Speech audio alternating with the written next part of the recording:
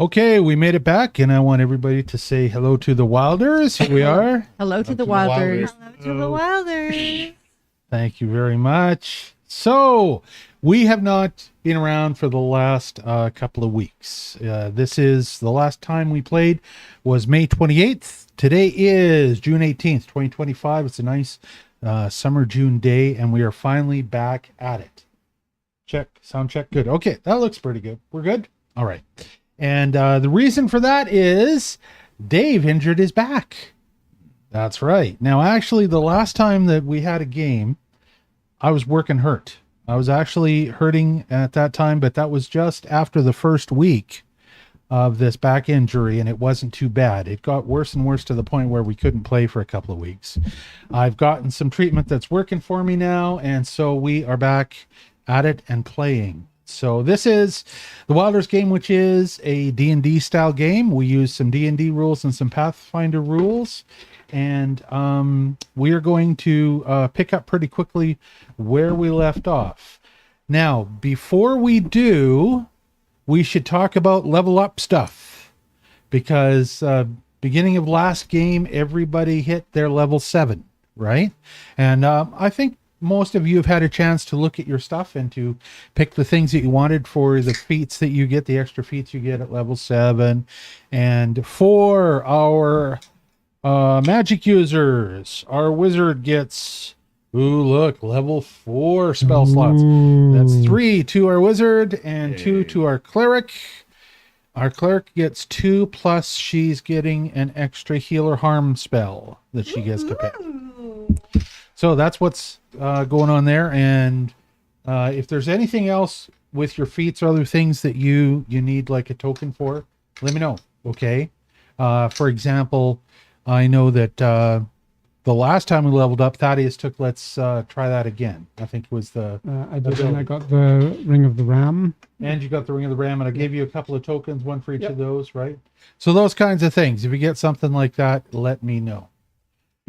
Any other questions or stuff you want to say? Go ahead. May I just say hi to Sugar and the Pink Captain, also known as my brother Silva.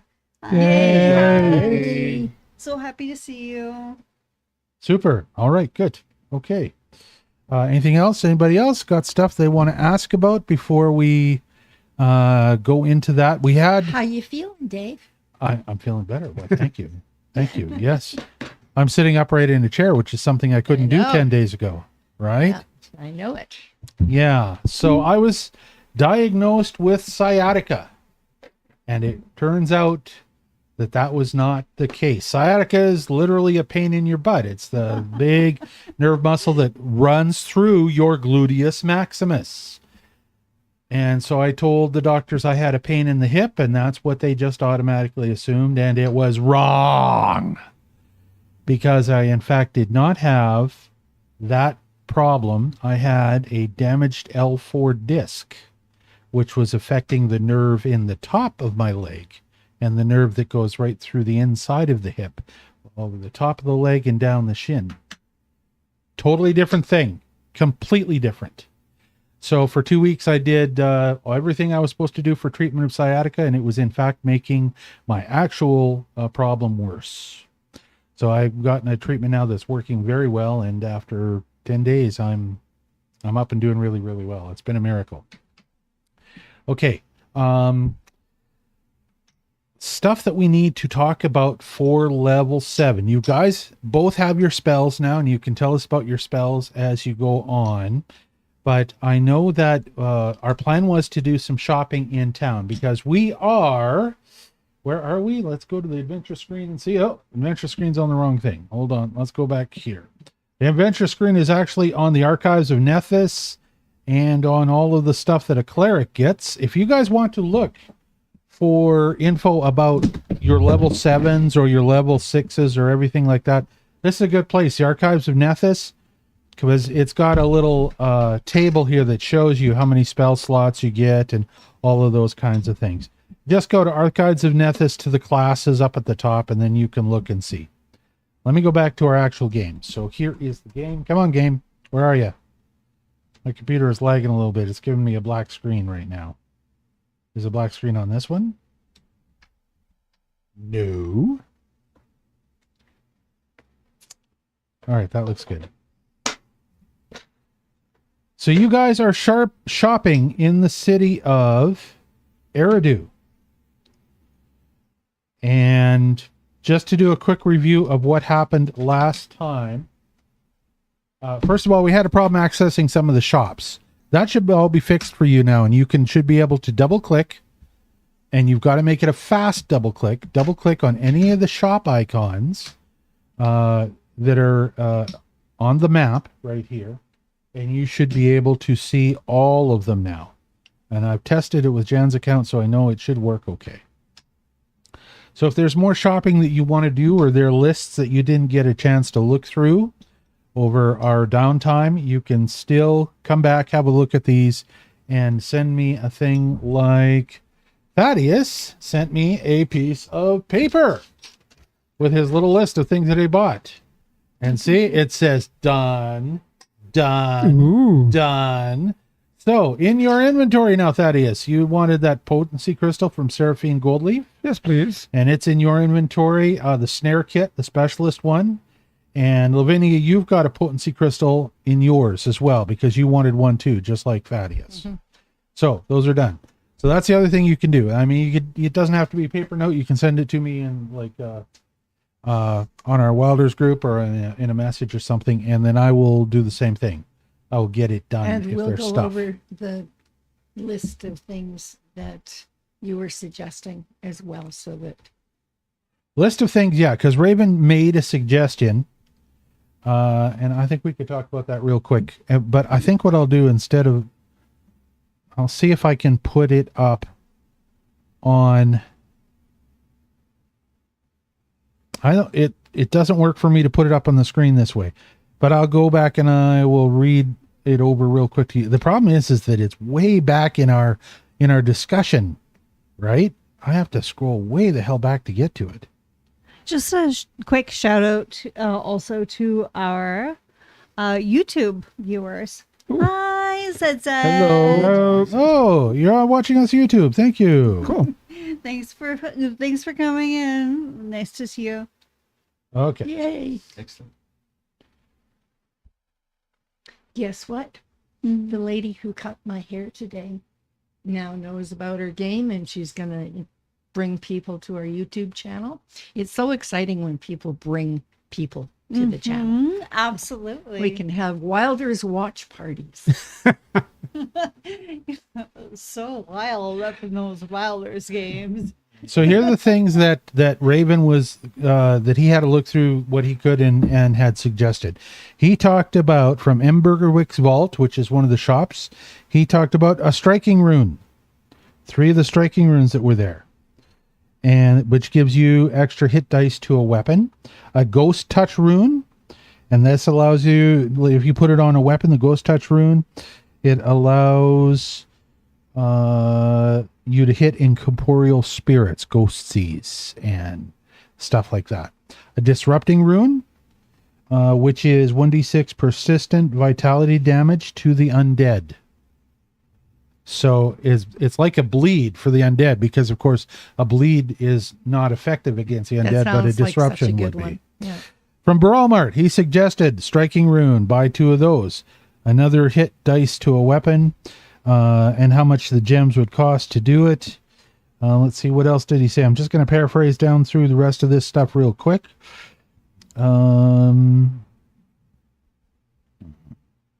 Any others that you've got thoughts on, Glenn, right now while I'm reading this right now?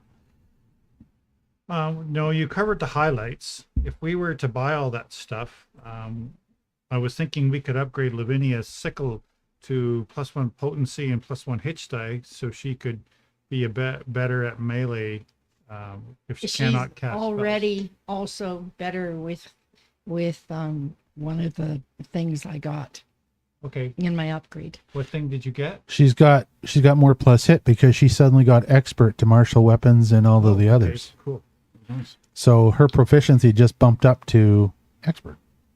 Okay, well, that'll give you 2 then, an additional +2.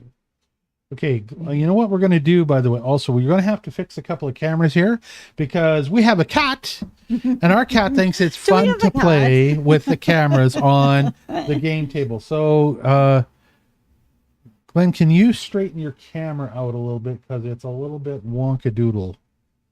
Other way. Yeah. There you go. That's Just maybe just a little more. No. a little more. I think that's okay. Now, also, Glenn's camera, there's some kind of bug in it, and you'll see how. I apologize. I couldn't fix it. Every once in a while, it's flashing. Okay, Rob, it's your turn. Here. Are you the Percy- bug in it? Percy looks good, Every actually. once in a while, there's a Percy's bug in it. okay. Lavinia's we already fixed earlier. Josephine, well, that's not bad. That's okay. Hey. Looking very glam. All right, and let's see. Yeah. Thaddeus, all right. Now, I think the other one that was weird was the table cam. The table cam has slightly been knocked a little askew. So it's the one that's up there above you guys. See it here? Okay. These one? Yeah. Did you We're all maybe straighten out the table cam a little bit because it's askew a little bit? Oh, okay. Yeah, you're looking. That's not bad. That's not bad. Okay. Just do not. I hurt guess that'll have yourself to while do. you're doing All right. this. We won't mess with it anymore. How is he going to injure himself? He's mangled his back. Oh, yeah. Glenn pulled a muscle on his back. Oh, Tore it. So, all right. Other stuff that you want to discuss about these things, because right now you have got 11 hours left. You know that by midnight, the ship that you've managed to make a deal with the help of Quilius Quacksalver, you've managed to make a deal with Rathel Melm to basically catch a ride on his ship, and he's going to take you back to try and recover the sunken treasure from the Natchez riverboat. So you have got 11 hours left, and the last place that you stopped was at and that's where all your little guys are right now on the adventure screen. All your little icons are down here. You were talking to Seraphine Goldleaf, right? Seraphine Goldleaf? Yeah, this lady right here. Anything else you wish to do here? I'd like to go to the Mage District and the Wilder Mage Embassy. That's a great idea. Okay, Wilder Mage Embassy. All right. So I'm just going to assume, let me see, can I grab all you guys and actually move you over there? Boop. I can do it. Excellent. Okay, so we'll go to the adventure screen again and we'll zoom right in. Let's see, which one is the embassy? Down here we've got Emberwick Vault.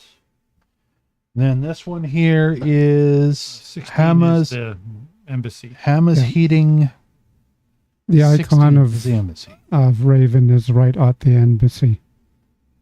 Okay, so you want to go to the Wilder Mage Embassy, all right? You walk into the Wilder Mage Embassy, and nobody's around. There's a front desk, and there apparently is a book there that's that is open, and there's a quill scratching in the book all by itself and writing. But you don't see anybody else around. There What's is a it bell writing? beside the book if you wish to ring it. Hey, I ring the bell. You ring the bell. And the bell goes ping, ging, ging, ging, ging, ging, ging, ging, ging. And nobody responds. What is the writing? What is the writing in Yes. the book? As you look down into the book, it appears to be Old English, and you can see that there are a number of different lines that are in the book that appear to be check-ins by various people. They're various names. They look like they must be mages that have actually come here and signed in to the embassy. You don't know where they are. There's nobody around. You're waiting and nothing happens. The quill at the bottom has stopped writing, and apparently the very last thing that it wrote was some type of note on the very last mage that arrived. And it looks like the date for that is actually today, that some mage from Wilder Mage has arrived. The very last thing that you see is there's a line that says, meeting with a cad. Ah. Now, if you remember, a cad, that's A-K-A-A-D. In my mind. A-K-A-A-D is how it's spelled, and a cad is the name of the ruler of the city. Who Oh, okay. He is He's the brother. he's the older brother. Larry is of not meeting Marduk. a cat. Yeah, that's right. Not a meeting with a cat. So a cad is the older brother of Marduk. He is the ruler of this particular city of the Anua. And He's the one that's who what it called says. Marduk to come and talk to him. Yes, he's the one that demanded that Marduk and summoned him to the city center. Apart from that, there are a couple of doors, and you can see with the filigree around them that on the other side of the doors there are a set of stairs that are going up to some upper rooms. And then there's a door to your right and a door to your left. The door to your left is slightly behind the counter where this quill was just magically writing by itself and has stopped.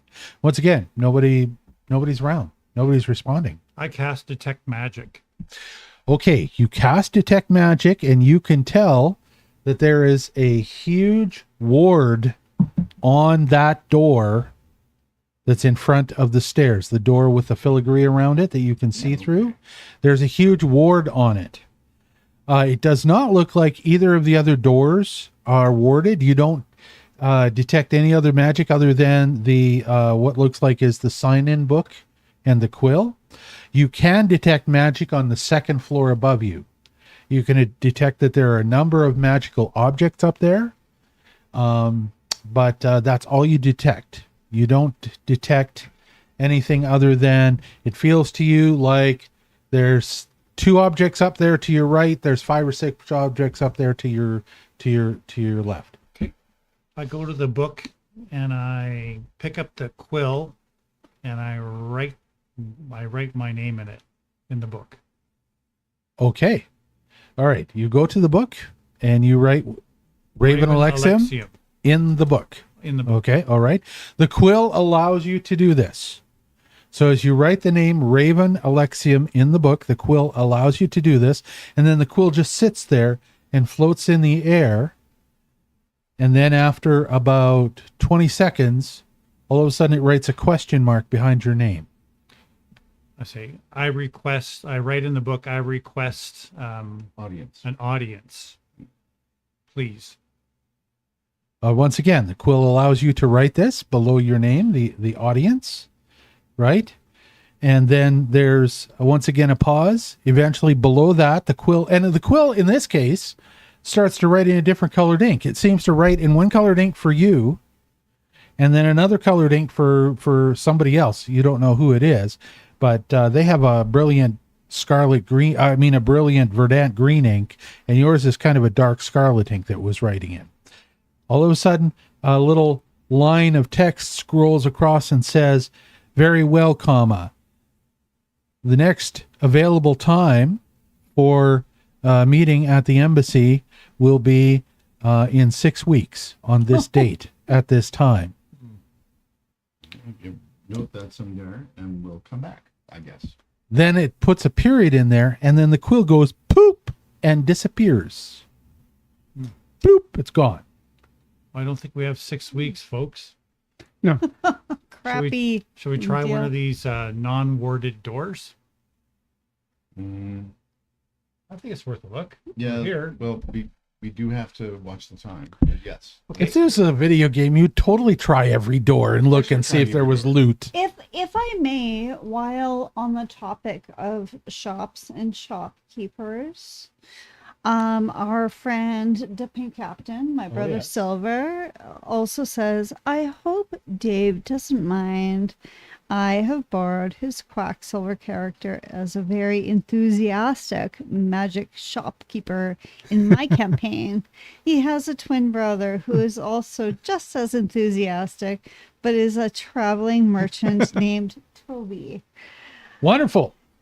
You go for it. I cannot do the voice justice, but I do have Dave's voice in my head when I talk to my players. And now it's like an earworm and you'll never get it out. We've worked our way. Silver! You're one of us now.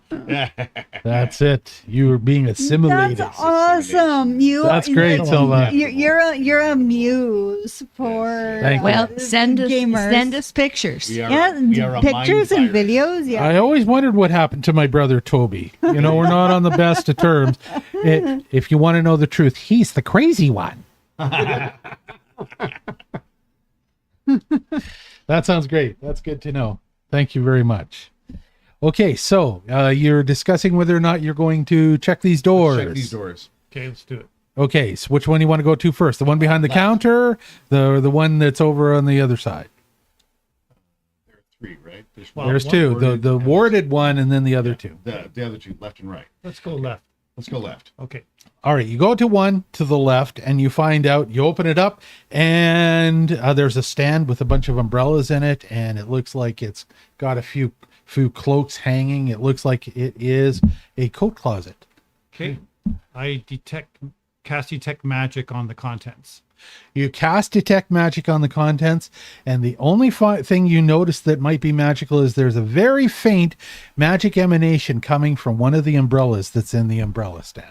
The same Mjolnir. And you steal that umbrella. I'm tempted, but I'm not going to. Well, yeah. I mean, if it's marked steal, and then you can, we'll all be in trouble. Do you want to pick it up and examine it? I do. Okay, you pick it up and examine it. Do you want to open it up? I'll take it out of the closet and Okay. open it up into the major room. All right. As soon as you take it out of the closet and you open up into the major room, rain starts pouring down inside the umbrella. Not outside, inside the umbrella. If you hold it, you're standing in your own personal rain cloud. It's all just coming from inside the umbrella, trickling down. It's not super heavy. It's nice and light and very thin and misty. It comes down about 4 feet. And then before it actually hits the ground, it all just magically dissipates See, away. now, one of those fish creatures would be very happy with this. Yeah. Keep our frog people. Something keep that it- wants to stay wet likes this umbrella. I'm so glad that I'm not inside that umbrella. So Okay, I close the umbrella. You close the umbrella. Put it back. You are slightly wet and damp now, Yeah. but it seems to just dissipate pretty quickly. It's not like you stay soaked through like a natural rain. You close the umbrella, you put it back in the thing, and that's the only one in there that's magical. okay, let's go. You gonna go to the other door? Other door. Okay, you go to the other door and you open it up, and it looks like it's things like office supplies and stuff like that. There are shelves in there. There are a lot of scrolls in there. They're all blank. It looks like there's some quills that are laying. These appear to be normal quills. You don't get any type of magic emanation from any of the things that are in this one. You find a few tablecloths. You find a couple of folded up tables and a couple of collapsible chairs stuck in on the side. And that's everything that you find in this one. Okay, and there are no exits from this room. Yes? So, and there are no exits. There's just a door into this closet. So it appears that on both sides, they're just closets. Okay. Right. And the only way to go anywhere else is either the entrance to go back out to the street, or to somehow get through that warded door in front of you. Okay, I go up to the warded door, and I say, "Open sesame." Okay, you say open sesame, and all of a sudden there's a little bit of a swirl and a little bit of magic light sparkles around the door. You start to see the beginning of the traces of some runes, and then it all just fades away.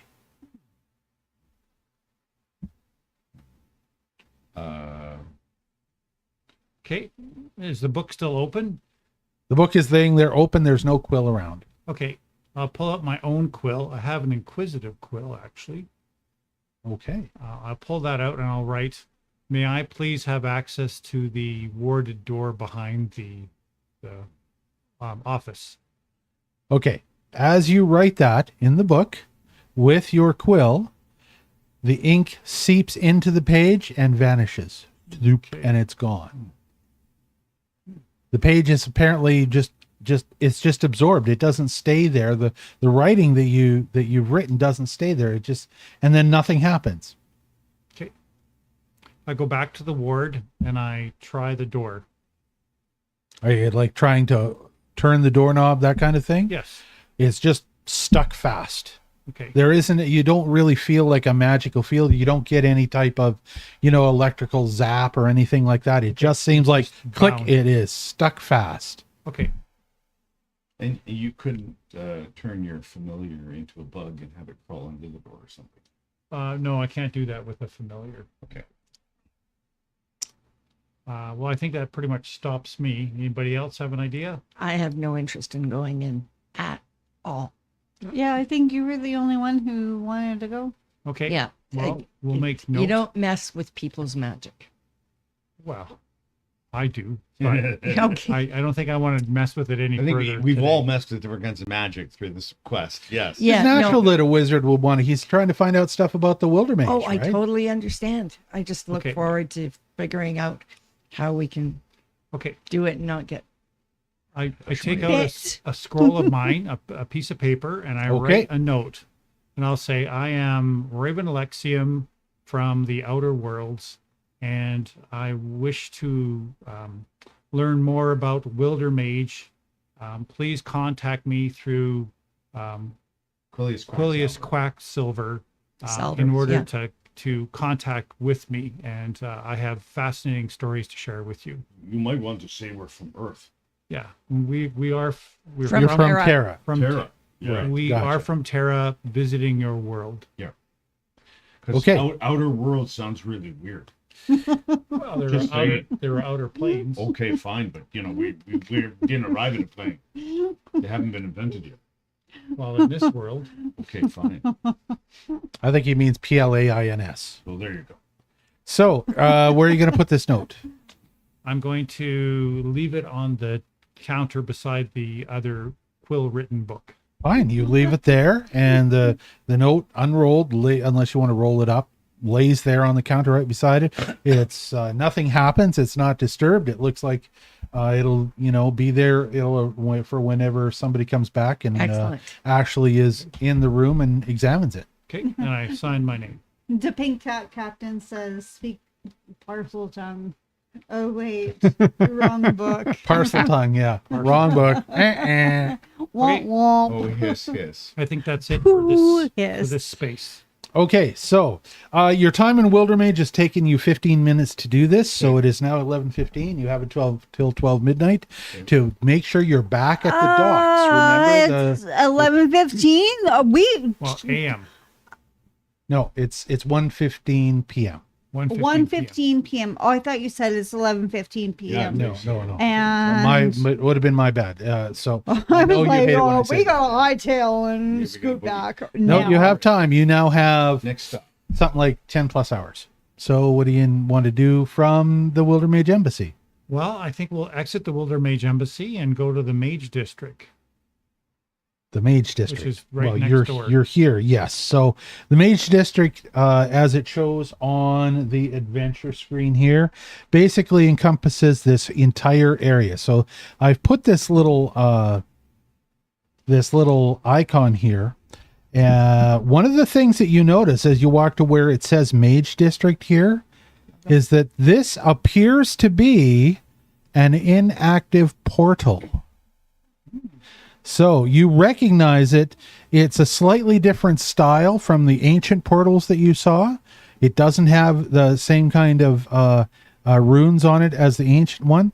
It appears to be, and there's no fire in the center at all. It appears to be some type of portal, though, that apparently if somebody knows how to use it, they could actually use this portal.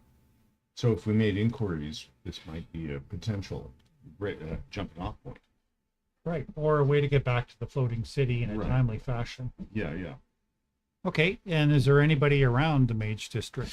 You see that there are, there's Hamma's Floating Emporium. Hamma is probably there. Over on the other side, there's Bruni Copperquill. Oh, I see. So There's a guy here named Humban, who apparently is a Anua that lives here. And then there's what's the name of this place called? It's called the Emerald Vault. Mage District is an area, not a specific building. Correct. Okay, I misunderstood. So it's a bunch of open air shops or tables? In this case, there aren't any open air shops. Well, Hama's has got a kind of an icon where he's opened up a little thing just outside his actual hut, and he's got some things displayed out on the street for Hama's floating empire. But the rest of them are all houses. And they're a mix of big houses and little houses. So in a lot of the Anua areas, you're going to see houses that are all giant. They're all very, very large, oversized TU houses because they are Anua dwellings. Here, you still see a mix of both, whereas where you came from, the market that was out beside the outer wall was all regular, what you would consider medium-sized dwellings or shops of your size. Now you're starting to get a mix of both, big dwellings and little dwellings. Okay. Well, I've already gone through off this quest and made a list of things that I would have purchased from these vendors. So we don't want to go into that detail now. Yeah, you can just give me that stuff to follow up. Okay. But I'm looking to see if there's anybody interesting that I should speak with. Who is this dude? Yeah, Bruni there's- Copperquill is a stout dwarven mage merchant, hails from the ancient halls of Iron Crag in the Kelty lands, where his clan mastered the art of enchanting stone and steel. After falling out with his family over unorthodox methods, blending arcane magic with traditional dwarven craftsmanship, he left to forge his own path. He sells enchanted weapons, shimmering amulets, glowing runes, and so on and so forth. Okay. Well, I'd like to go and speak with Bruni. And so he is a dwarf. You walk into his he's a dwarf. You notice that most of the tables are low dwarf level, but it's actually what looks like it was adapted as not a giant's house, but a normal size house, and he's adapted it to his shorter stature. I introduce myself. Hello, I'm Raven Alexium. I'm from a place far away, and I heard that you might be interested in finding rare materials to craft a legendary artifact to prove your worth to your clan and secure your legacy. And I would like to learn more about that to see if, perhaps in our travels we might come across such materials that you would find to your advantage. So as you tell him his whole biography, his eyebrows raised, and he says, "Oh, I thank you very much. So you read my flyer. Excellent, excellent, excellent. Now then, what kind of legendary materials do you happen to have upon you right now? Any dragon parts?" Any dragon parts? I don't know if we have Indeed, any. dragon parts. No? I don't think we have dragon parts per se, but we can certainly keep an eye out for them. Any mithril? I don't think we have mithril. No? How about orichalcum? We got some orichalcum at some point or another, didn't we? We did. Yeah. That was to offset the other flying gems that got away on us. Yeah. Now it'll need to be raw orichalcum, you understand, not a minted coin. Okay, I don't think we have that. No, we have coins. We have one coin. But we'll make note of these things so we can keep an eye out for them. All right. And so he goes and he scribbles. He says, "Well, here's a shopping list for you." And he writes down about 10 different items in this little dwarvish script and hands you a note written in dwarvish. Nice. I don't think I speak Dwarvish, but I have a friend who's got a Reedum glass. A Reedum glass. Yes. That's Raven's magical words for a magnifying glass that An reads stuff. interpretive magnifying glass. All right. I am curious, The sir. magnifying glass of translation is how it's. Oh, I So there we see. go. See? There's always Okay. the right word for something. Sir Bruni Copperquill, we notice that there is in the center of this mage district a portal. And it looks like if one knows how to use it, one can return to this space. Can you share any information on how we may be able to use said portal to return to your wonderful city in an expeditious way? And he looks you up and looks you down, sizes up all of your traveler's clothes and stuff like that, and says, "Well, I take it you're not one of the Wilder Magi then. You're not dressed fancy the way they always dress. And if you don't know, I suppose I can tell you that their portal that's out there in the center of this district, that there is something that the Wilder Magi themselves operate. They use it in conjunction with the Anua to travel between Wildermage in all of the Anua cities. You see, each one of those symbols around the outside links to another portal that the Wilder Magi themselves have installed in another Anua floating city. Of course, it only works for them. It doesn't work for the Anua. It doesn't work for anybody else. But somebody from Wildermage that's got one of the Wilder Magi amulets and knows how to work it. Do you see the Wilder Mages very often? Oh, they tend to keep to themselves. You know, they're a bit of a snooty bunch. Yeah, they didn't want to talk. I've about heard us. of that. I personally don't interact with them very much. They come and go from the embassy. You'll see them occasionally using the portal or not using the portal or going off to talk to some Anua official. But no, I myself don't know much more than that.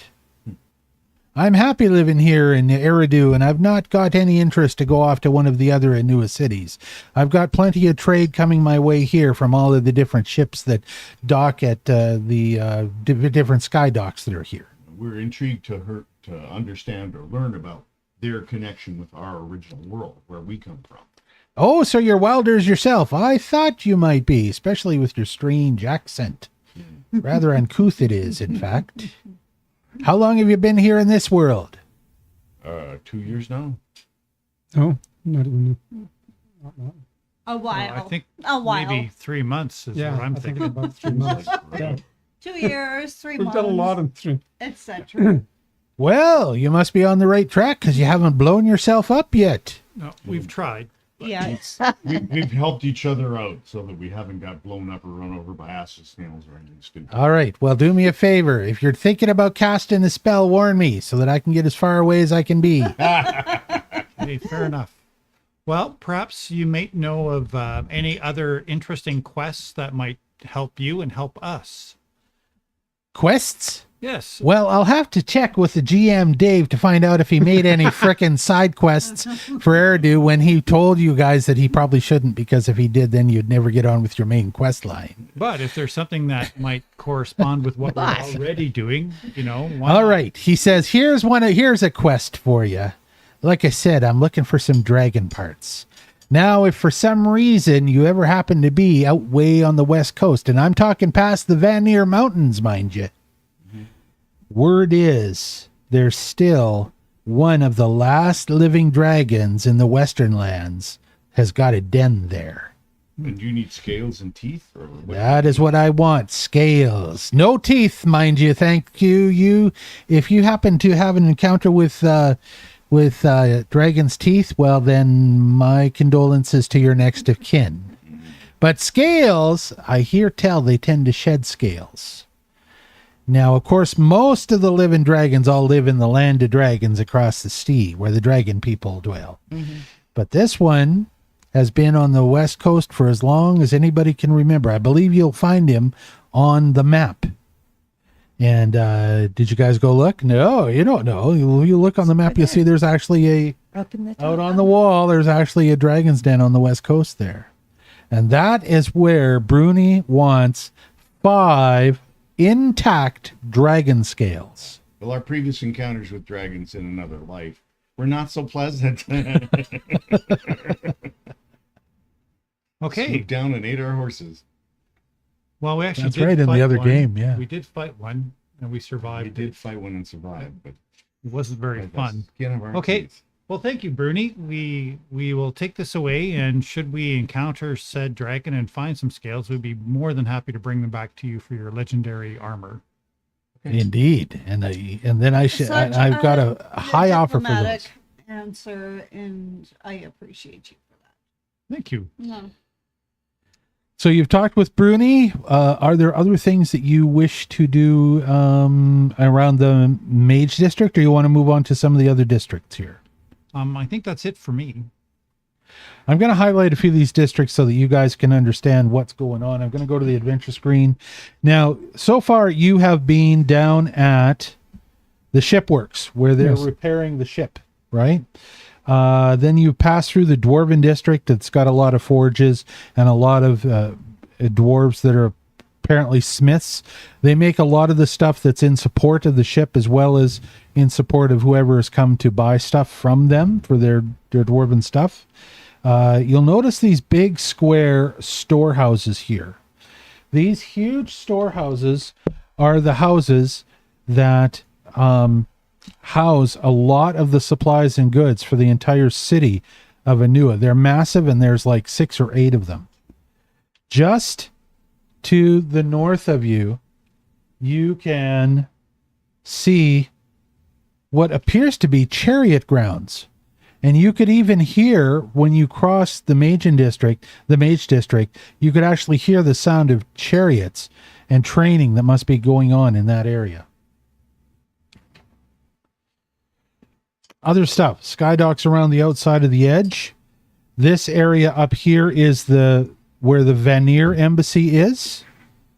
And the Vanir are the Vikings, the Valkyrie Valkyrie Vikings that are traders. So not all of them are raiders and bad guys. The Aesir are considered scoundrels and bad guys and slavers. The Vanir are not. They are straight traders. Okay. All right. And they are a matriarchal society dominated by the Valkyrie. Oh, that's sensible. All right. Other stuff. Up the northeastern edge of the city is considered to be the rundown area of town. And there are a few shops up here, and you've actually maybe run into a couple. There's one here called the Sable Crucible. There's another one here that is called Ill-Gotten Gains, if you remember that one. Remember that. Yep. And this area is called Shade Town. Beside it, there's another big storehouse. Then you get into more the central area of town. There are some martial grounds. This is apparently the primary military area of ground. And then you get into the political areas. There appears to be a theater here. Up in the northwestern end is where you've got the Fae Embassy.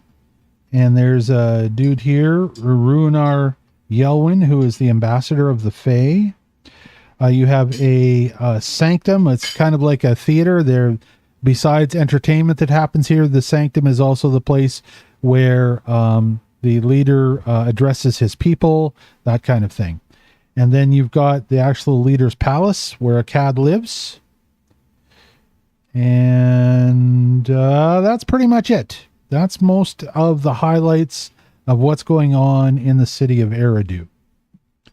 Is there anybody who's got other things, other places they want to go, other merchants they want to visit? Do we have enough provisions for the trip? Do we have enough food and food packs and stuff?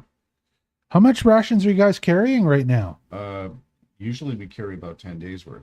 That's If you still have 10 days rations in your packs, we'll say you've got 10 days rations, tops. so. Do we want anything else? You didn't need to have and use any of your rations when you were flying with Marduk because he was vegan. providing. So The we cook was haven't providing used your up- food. But whenever we get the opportunity to replenish our rations, we always do. And we rotate to make sure that we're using up Mhm. the older stuff. You know, and the question arises: what's the local cuisine like? There is a marketplace near where we docked. Yeah. Just curious. You know, if it would be like if Acer food is different and Anua food is different. You find that somebody's rolling dice. Is it me or somebody else? No, that's Oh, okay. You find that, there's a difference in cuisines, and also you find that generally speaking, most of the giant races, they don't provide market stalls for the regular visitors to Aeridu to come in and eat at because proportion. It's ridiculous for them. Yeah. Right. Their proportions. So they tend to cook at home or cook for each other. They leave any of the food vendors and that kind of stuff to the other races that are visiting the city or part of the city, either the elves, the dwarves, humans, of all different types of races and The small brands. people. Pizza little balls people. and meat on a stick. Just wanted to do a quick check with everybody out there. Can you hear us okay? Do you need us to be closer to our mics or? Well, our levels look okay to me, although, Rob, you might be a little too far from your mic. Oh, oops. Okay. Is that better, guys? Yeah, remember. Let's hear that The Pink dulcet- Captain dulcet are sound of my always voice. on, which we adore you for. Sound check, please. There we go. We're all talking. I know I'm close to my mic, so I'm probably a little louder than everybody else. I was sitting about a foot away from mine for Yeah. a few minutes. Yeah, just don't be too far away and we should be all right. Okay, I was just making sure I wasn't too far away. So, other places you wish to go? Other places you're interested in? Are you interested in the Fey Embassy or anything like that? To be perfectly honest with you, I have no idea what is happening right now because my computer, which was fine at 4 or 5 when I Yeah, when we booted up. logged in and made sure, is Totally black is screen. a brick for the past hour or so. Ah. So Well, at I- least you can see this screen, so you know what's going on Exactly. there. I'm just like playing along and smiling, but don't ask me to pull any sort of data whatsoever. Theater of the mind. Well, I guess the question is, do we need to visit the Fae here and see if they can communicate with the Fae Queen? That's a good idea. You now have. If Now I'm going to say we it's by the need time you're done your to visit, it's 2 o'clock. communicate with the Fae Queen, we talk to Lavinia, who has a direct. Yeah. I feel that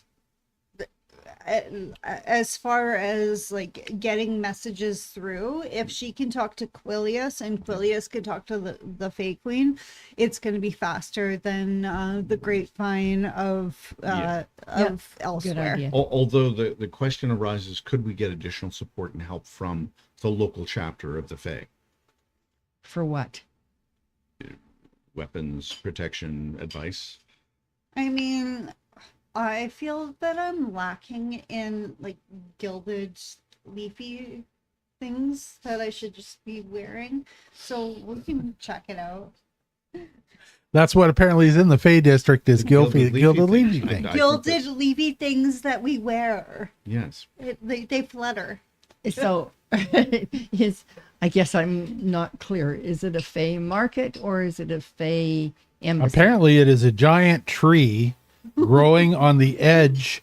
If you look at the map, it's a big tree, a big actual tree from the Feywood that is been planted as a seed, grown up, and is the actual embassy that the Fey ambassador lives in, who represents the Queen's interests to the Anua and probably regularly goes to speak with a Cad or with the Wilder Magi or whatever he does as a diplomat.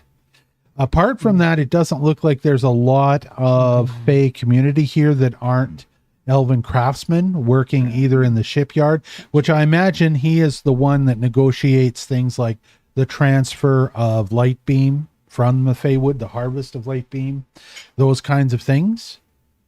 So probably as a diplomat, he's probably got 2 roles going on. One is the politics between the 2 nations, the Anua and the Fey, and the other one is the trade between the 2 nations and the approval of various trade deals, because the Anua regularly, of course, pay the Fey in gems for their supplies, either in light beam to build their ships or in other supplies that might be related to that. Okay. And like when it comes to fluttery leafy garments, where does he come in? Fluttery leafy garments, they probably have a regular shipment of those that come in on some type of elven trade ship There's got to be some sort of fashion. directly from Area. the actual It's like the center the, town. the Timu of, Yeah, the two of this area. Yeah, of the- the Aesir legacy. Fashion Week Paris area. Most of the time, the Anua are interested in fabric, which the Fey don't trade in a lot of fabric, but they are not interested in actual clothes because nobody makes anything that fits them. They make their own garments. Okay. So my question for you, sir, is of the lists of things that you had recommended for our purchase, is there anything you would like to actually look at and touch and feel and explore while we are here to help us decide in our purchase? Well, the descriptions I found were okay for me to work with, so I don't have anything further that I need for information. It's only if there's something that I didn't glean out of the marketplace summaries that I would need more information, and I don't know what that would be. Okay, I'd say the only person I haven't heard from is Thaddeus. Thaddeus, do you have any special interests or places you want to go in the time you guys still have? Right now, like I said, it's 2 p.m. So you've still got Like 8 hours. 10 hours, okay, before it's midnight. Although So I you wanna have be time there to go early. places still. Although the further you travel across the city, you know, it's going to take you 15 minutes to get just about anywhere. I do not have anything particular that I am requiring at the moment. You do not? Okay, all right. I personally would like to have us go and get something to eat. Yes. Also, we wanted to go have high tea at high noon on High Street and wear high city fashions. Well, it might be worth talking Really? to the. We did. We Are you also high? Might want to talk to the mayor and introduce ourselves. We could do that. Well, I did have a question. It's potentially for the DM and for the whole mythos. If one chooses to, I want to learn about being a shipwright. I want to learn about the craftsmanship involved. I want to learn about the guilds. I want to learn about the connections. Is there scrolls or handouts or books or anything like that Pamphlet. that I can acquire to teach me more? Because I'm just really curious. Let's assume, Tell let's me just more, tell backtrack me a little more. bit. Busy. And let's say that you asked that question directly of the fellow that you guys were just previously talking to, the guy whose name was Bruni Copperquill. Yep. All right. So Bruni says to you that he doesn't know a lot of detail about it works, but he does know that primarily when it comes to the woodwork Mm-hmm. that's done on the various flying ships, that is something that the elves do, the elven woodwrights do. When it comes to any of the metal supplies that they need, anything that is going to be made from metal or stone or any of those other things that is not wood, they rely on the dwarven smiths that are in the dwarven district to do them. Or there are a few things that are of giant proportion that they will trade with the Vanir for, because the Vanir fashion things in a giant proportion for their own culture, right? Okay. So he says, as far as he knows, if you want to learn the craft of making these flying ships, you've got to apprentice with woodwrights, and usually it's a 10-year apprenticeship to be able to do it. As far as the actual engines that drive the ships, the actual crystal clusters themselves, those are the science of the Anua themselves, Okay. who buy them from the core dwarves. Yeah. The Vanir also, because they have their own trade ships, Okay. also have some craft as far as the engines. The engines that power all of the Viking longships that the Aesir have, Mm-hmm. those are all stolen engines. And the Aesir have got the ability to transfer, and the strength and the ability to transfer an engine out of a ship that they may capture and fashion their own Viking longboat around it. Mm. They basically tear down the original ship and rebuild their own Viking longbow around the actual engine and the build, the anchor right below it. Okay. But it's a tricky thing. He says that's a well-guarded secret, is how to actually balance a ship perfectly with the engine in it and actually make it to be skyworthy. Okay. And our alarm has gone off. So what we're going to do is we're going to take, as we always do, we're going to take a 10-minute break. Right now it's 7:55. So we're going to come back at 10 after 8. That's Mountain Standard Time. That's 15 minutes from now. And then we're going to pick up right here where we left off. And you guys can then have got some time to think about if there's anything else you want to do in the city. You've still got your 10 hours to do it. Okay? So we'll see you all in a little bit. 10 minutes to fix my computer. And yeah, we'll see you at 10 after 8. Bye. If you're watching a recording, you can just skip this part, 15 minutes, and we'll be back picking up right after this.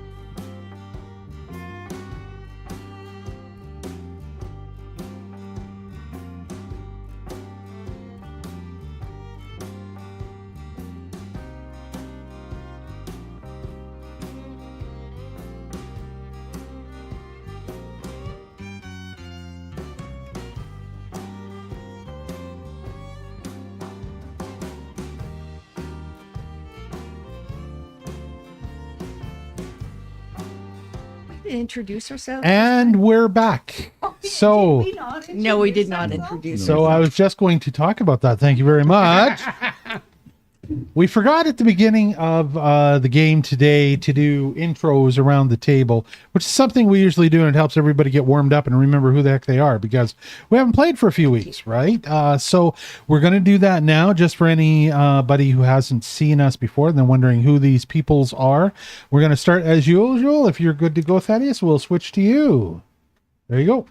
Good evening. My name is Ian Little, and I am playing the role of Dr. Thaddeus Poindexter, a simple physician, who actually at the moment is looking for the means to make a fireworks display at some point. There might be a message I need to send to somebody. So we'll have to talk about this fireworks in a moment here. Let's go on to Josephine. Hello, Josephine. Hi, I'm Josephine Smith, and I am also in the quest of finding the workings of a fireworks display, because things that go boom boom make me go boom boom. Yeah. Yeah. All right. My name is Amanda. I play Josephine Smith, and I like to shoot things. She's a gunslinger. How about you, Lavinia Rose? Lost it. Little boom boom over here just got me. That little boom boom is my daughter, Amanda. I would be Mom, Janice, who here is Lavinia Rose. I am a fortune teller. I am a healer, and I am in a war against undead. That's right, because you are a cleric I am of the Death Realm. of the death. On loan, as it turns out, from your patron to Arwan as part of this whole crew here, because he's the one that gave you guys a mission, Lord of the Shadow Realm, right? Correct. Okay, Lord of the Dead, ruler of the Shadow Realm. that's right. That's right. Just as Thaddeus said, Lord of the Dead, ruler of the Shadow Realm. Yeah, it's Okay. kind of hard to get that kind of Thaddeus tone, but Now, just now, we just had our break, and we want to thank our awesome snack master, Mr. Raven Alexium. Thank you very much, because this time he brought yogurt popsicle thingy doos, frozen yogurt. Oh my God, it was so good! And thanks very much to Amanda too for supper tonight. She made chili. And the hummus that Amanda made Hummus. is so silky and beautiful. Cool. But I was not the sole provider of hummus today because lo and behold, there was a second hummus with crunchy pita chips provided by the snack master. Oh, No, snack master? provided by Rob. Oh, provided by Rob. Percy. You brought snacks tonight. I brought snacks. Yes, Cool. we have just multitudes of snacking. Oh. Funky All little. the snacks. I provided donut holes and pita chips and hummus. So, what about your character? Who do you play? Well, I play Percival Redfeather, and I used to be a bounty hunter. Now I am an archer, and have been known to turn into a massive weird tiger when angered. And I know a little bit about our friend, is it Arwan? He engaged my Lord of the brother Dead, as ruler part of his the wild Shadow ride. Realm. Yeah, so I'm kind of duty bound to engage in the quest that R1 has assigned us. So why do you turn into a weird tiger? Well, because I picked up a cursed mask, put it on, as one naturally does. It immediately infected me with a tiger spirit, who I engage, and he increases my strength and size and a bunch of other factors, and I become a mighty weird tiger. And are you in control of what the weird Not tiger does, or really. does the It's- weird it's tiger? we're kind of at the stage before Professor Hulk, where we can kind of talk to each other, but that's about it. Are we He's gaining a all little in bit of control. danger every time he Oh, yeah. transitions? Completely. Yeah. Yes. You are. in danger still. All right, All right. Don't feel safe. What about our resident wizard? Hello there, Mr. Alexium. Good day. I'm Raven Alexium, and I am a wizard of the Battle Magic class. I have a thesis in familiars, and I have a familiar. Her name is Dorema. She's a raven, as you can imagine. Where is she? She's just on a hiatus at the moment. We miss her. Yeah, she's around. He usually has a raven on his shoulder here. Yes, I don't see. Squick, Gotta go squickety find her. squawks all the time, and Yeah, and I also have a minor in alchemy. Okay. Super. All right. So that's the crew. That's the Wylders. Also, And he also- likes to tell everybody what they ought to be doing, which is fantabulous. He's like the because- strategy master. Yeah. If you put the G in the wrong place. strategy. Yeah, he's the strategy master. Which is awesome because I don't know about you guys, but I don't know what I'm doing. So it's nice that somebody knows what I'm doing. Yeah, so for those of you out there who like to, play a role-playing game and actually look at the rules, this is not the game for you. Because we tend to fly mostly by the seat of our ass and just make stuff up. And we do have rules. We have a foundation, and Raven really enjoys, because he's such a wizardy type, he really enjoys figuring it all out, the details and the scrolls, everything else, which is perfect because it fits perfectly with this, because some of our others, they just go with the flow, man. I have a question for him, though. You if I have a might. question? What's your question, How many Lavinia? wands do you currently have? About 5. 5. One of the things that I really love about Raven is his knack for collecting wands and scrolls and being a fine alchemist, and does amazing fireballs. Raven, how many wands do you actually want? All of them. Yeah, that's what I thought. How many you're planning on making right now? Don't you have a couple in the works to be making, I thought? No, I don't at the moment. Okay. I have to. Yeah, he was starting to make some for me, but we we redirected went it off to on a other things. redirection. Yes. Yeah. That's right. But Okay. my next is to make a wand of mage armor. A wand of mage armor. All right. Right. Okay. Nice. Okay, I have some notes in front of me. And these are things where Thaddeus is interested in looking for some medical supplies. His goal is to eventually try and develop a cure for the zombie blood, for the zombie curse, the ghoul fever. The other thing is that he was wondering if there's any sort of community bulletin board in the city. And it turns out that yes, there is a community bulletin board, and it is located. If we go to the adventure screen, I'm going to show you exactly where it's located. It is located right here in Nua district, and it's not at the palace. It is at the gates to the palace. So you see this little trail that goes right here. Is that showing up? Oh, maybe I could put it on the map behind me, eh? Dup. Hold on here. Let's go like this. Boom. Does it show up Yay. behind me? There we go. Yeah, I forgot to put that up there. So right here, the gates to the palace. See this little boxy bit on the...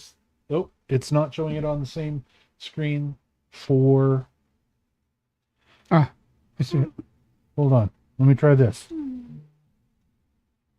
There it is. No.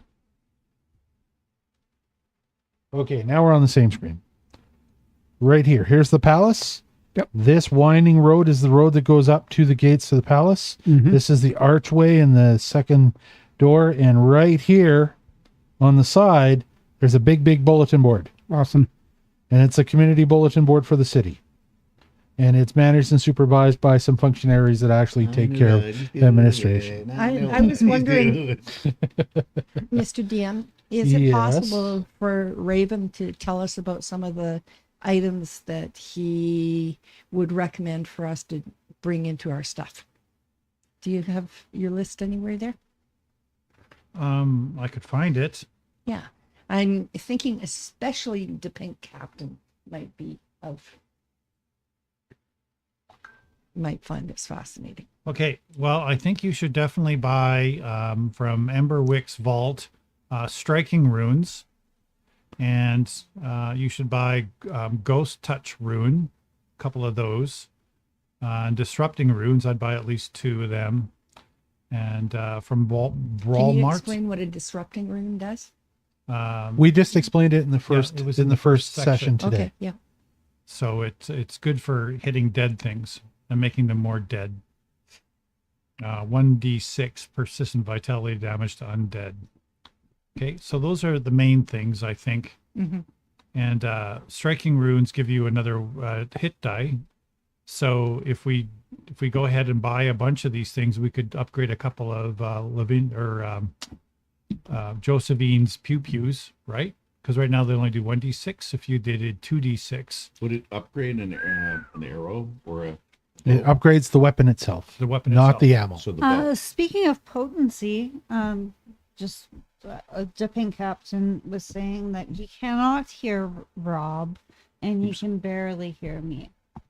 So I am now right up close to my microphone. Brother Silva, let me know how it is at this point. Is this any better? We'll wait until he messages Now back. about the runes, I need to apply them to your weapons to like make them effective. I only have to open the weapon and click a couple of buttons and boom, the rune's on it. So you need to give me the little list of notes of that stuff, and then I will get that updated for the next game session. if we want to go ahead with the suggestions that I made. Yeah. Right. Yeah. I That's think- your think we choice. do. I think we do. We Okay, want sure. to. I'll have to share them with you, though. So you you know what guys they will are. have to figure out which rune goes on which weapon, and give me a list of the weapon and the rune that's to go on it, and then I'll make sure all of the weapons are updated with their stuff. Dipping Captain, is it better now for a Rob and I? Was it just the proximity of our faces to the microphones, perhaps? Okay, other stuff besides the bulletin board that you guys asked about was that when we left off, Percy was really interested in the whole concept of creating your own, like working to get your own ship together. I mean, Right? currently what I'm hearing from the DM and from the world in general and its mythos is I would have to engage elves to craft the light beam. I would have to engage dwarves to get me a one of the baubles or the drives, and we would have to install it using the assistance of the Anua, possibly. As far as installing the drive, after you've consulted with the Dwarven Smiths or the Elven Smiths about that, and let's assume that you take another half hour to do that. Right. And find somebody to talk to them. Basically, what they tell you is the only ones that are going to be able to help you as far as if you had your own engine and they don't have any clue how you could ever make that possible is that yes, you could pay the Anua to have your ship crafted, Okay. and then they would subcontract to elves. Okay. If you had your own engine, the elves could build a ship around the engine. Okay. You could also probably hire the Vanir to do it if you went to one of the Vanir cities. Okay. You could hire the Vanir to do it as well, although they are primarily interested in their own shipbuilding, not in making ships for other people. What other commodities are they interested in acquiring? I The mean, that I Vanir? could trade. Yeah, the Vanir. Oh, the Vanir trade in everything. Everything.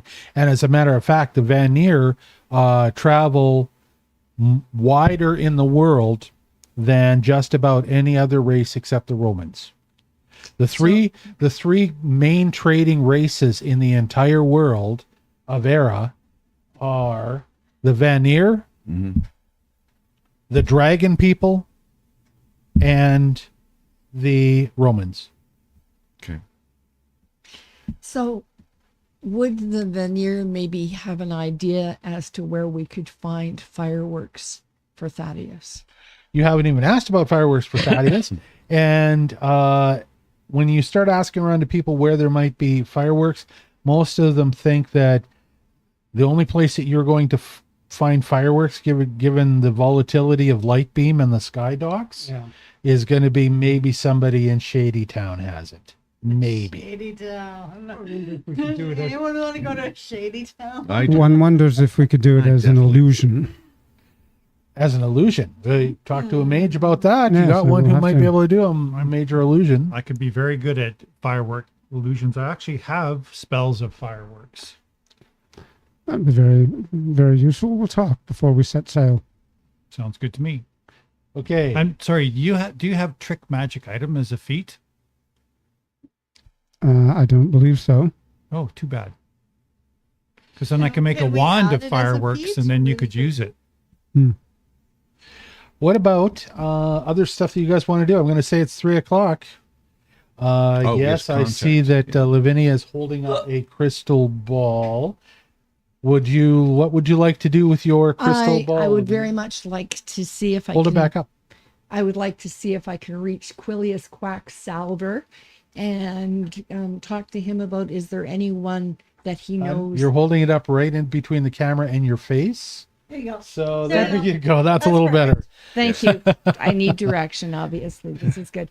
Anyways, I'd like to ask him if there's anyone he knows in Aeridu that he would suggest that we connect with. Okay. So are you going to try and call him on your thing? Yes. One ringy, two ringy. All right. So it rings for a minute.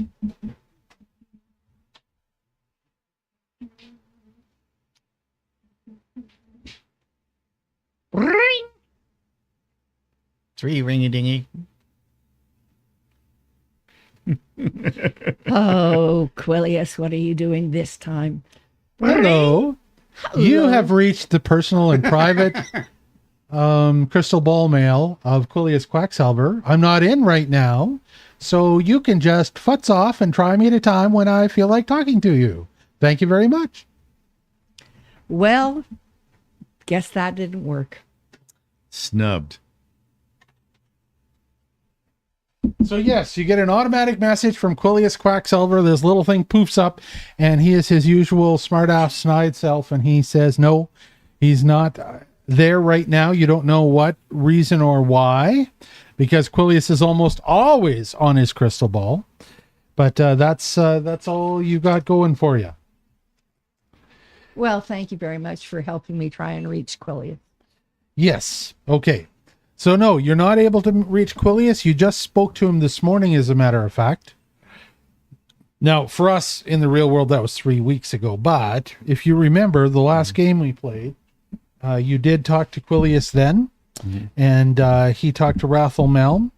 And I'm going to say now you've got your 7 hours left. Any place else you wish to go? Did you want to go to the center of the town to have a look at the bulletin board? I could certainly do that, and while I'm also on the quest for the other items that are on my list. Some may not exist in this world. It's only about a 10-minute walk up to the bulletin board for where you guys were in the Magic District. So once you get to the bulletin board, you find a whole bunch of different flyers on it. There are several things on there. There are quite a few notices for tradesmen wanted. Various tradesmen, either to work in the dockyard, or also some notices for ships that are looking for crew still. But they're just basic written notices for these kinds of things. There are a few quests there that I'm not going to show you right now because I don't want you guys getting too many quests in your quest log and getting sidetracked. And that's about it.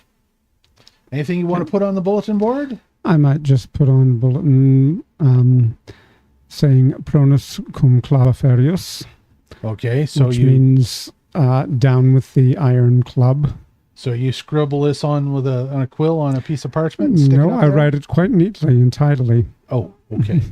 You write it quite neatly and tidily on a piece of parchment? Yes, please. Okay, and tack it up on the bulletin board. Yep. Okay, all right.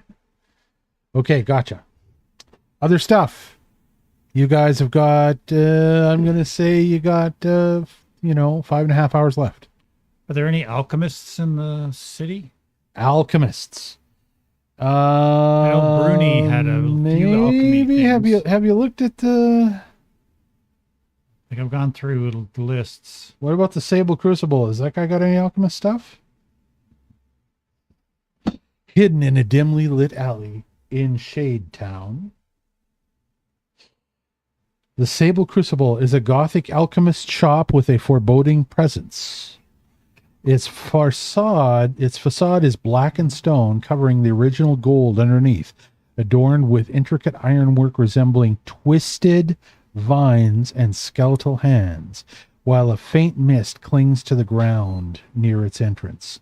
The windows are stained glass, depicting alchemical symbols in shades of crimson and violet, casting an eerie glow inside. The interior is a labyrinth of shelves filled with bubbling vials, glowing powder, corrosive acids, and rare ingredients like dragon scales and phoenix feathers, all illuminated by flickering candelabras. And then it goes on. Okay. Draven Vex is the guy who oversees this. I made a list of things I wanted from him previously, so okay, we'll just refer to that later. All right, so you visit the Sable Crucible, you look through the goods, and pick out the things that you want, and you're going to tell me later on, and I'll transfer it to your character. Is that correct? Sounds I good. wouldn't mind asking if any of these elixirs or potions might be effective against the soldiering dead. So, Draven Holy Vex prayer beads, those might be something. starts to Holy think to prayer himself. And are there holy prayer beads here? There are holy prayer Yeah, beads I'm there. just reading them up. You get you recover a hit point. Oh, okay. It's not that good. It's not So it's like driving a very small heal. off. I see the ones you mean. They say You can cast bless and heal. so. It's like a cleric-y thing. Yeah. Okay. It's only moderately interesting. By the way, I'd like to get my amulet of ignore me undead, please. I loaned it to you. Oh, yes, yes. Here Okay, you go. Thank you. How ignorant So, you'd be. in answer No worries. to Thaddeus's question, Draven Vex thinks about it for a little while, and he thinks to himself, and he says, "The only thing I can think of is perhaps Ill-Gotten Gain has got some type of poison that might work on them, but of course, because they're already dead, most of the time, it's brute force or bleeding that works on them. Poison doesn't work as Or well holy on them." light. Or something, of course, that's positive energy instead of negative energy, such as holy light or that kind of a thing. Maybe one of the best things would be simply to use holy water and actually use it much like you would use a poison on your blades. He thinks about it for a second. He says, you can't really concentrate holy water, but that doesn't mean that you couldn't somehow perhaps use a little bit of sponge or something to keep some extra holy water on them, something like Yes. that. That was certainly something I was considering as a component. But I'm looking for everything, and anything that is known to be effective and finding the best combination of each. One of the things that you could do with holy water is you could probably freeze it. You can't make it thick, but you could certainly make it slushy or frozen. So It's a water. popsicle. Could you Snowball make an arrow out of frozen water? Draven Vex thinks about this for a while. And he says, well, the problem you're going to have is transport, because, of course, the smaller the amount is of frozen liquid that you've got, the easier it's going to melt on you. Unless you use a spell like prestidigitation. Sure, I suppose you could use something like that. Well, can prestidigitation keep something frozen for a lengthy period of time? For one round. I'll There are look, also I'll look it up and see. There are also things like, and he shows you a frost vial, right? And he says, the liquid reagents in this vial rapidly absorb heat when exposed to the air.